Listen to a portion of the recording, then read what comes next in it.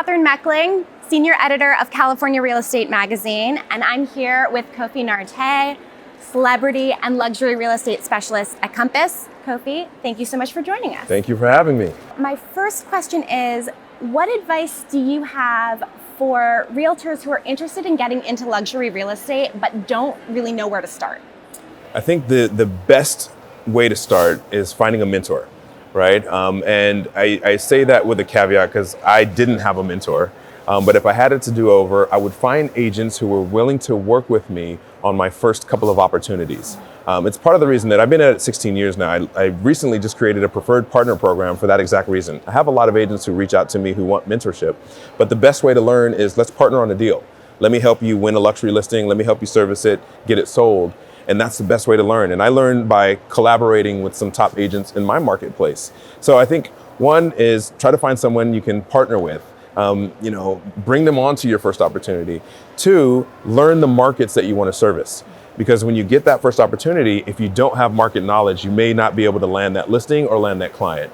And you don't have to have the experience to tour the homes and get to know the inventory. So I'd give those two nuggets.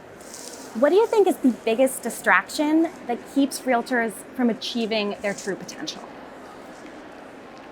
I'll answer that in two ways. I think, there are so many tools and resources out there that at a certain point, they become distractions, right? And so I have a mantra, it's focus and finish. I actually have a bracelet on that says focus and finish. It's the name of my corporation.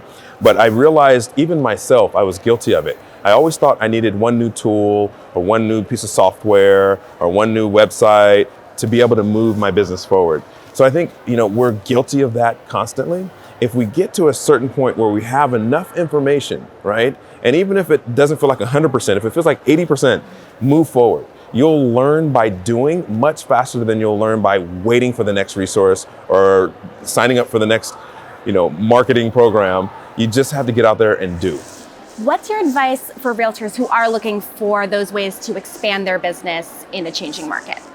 So I'm doing two things. One, I'm doubling down on my marketing efforts because whenever there's a slowdown in the market, there's still opportunities in the market to grow market share. We have almost 500,000 real estate agents in California, and a lot of them are very, very part-time, or they get in it just to service a friend or a family member.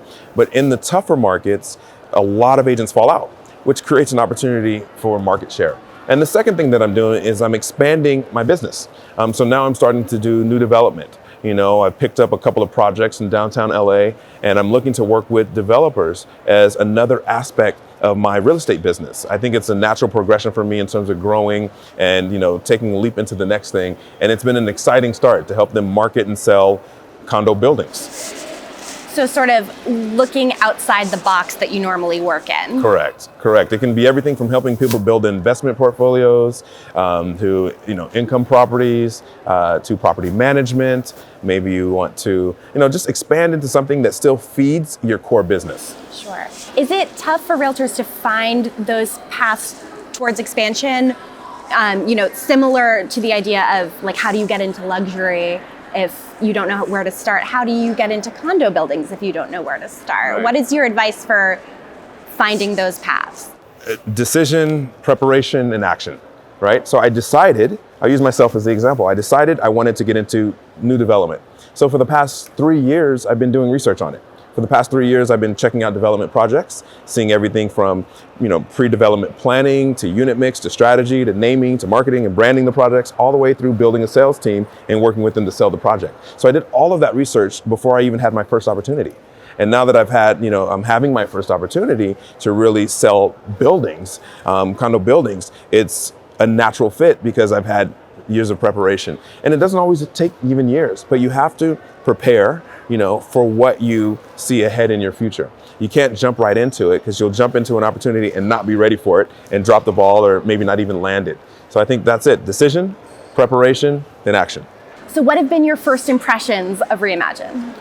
Well, I'm just getting here. So I did the opening keynote for the BCon, the brokers conference, and the room was packed. Everyone's excited. I think everyone is excited about all the opportunities to learn more information about what's happening in the market, tools to move the needle forward in the market. And as I mentioned in our interview, The key is not being overwhelmed, but find those 2, maybe 3 things that can move the needle in your business. There'll be hundreds of opportunities and hundreds of tools and resources, but there may be that one particular thing that can help your business go from here to here over the next year. So look for that, but I think it's off to an amazing start. Thank you so much for joining us, Kofi. It's been such a pleasure. Of course, thank you. And thank you everyone for tuning in. Stay tuned for more great content from REimagine.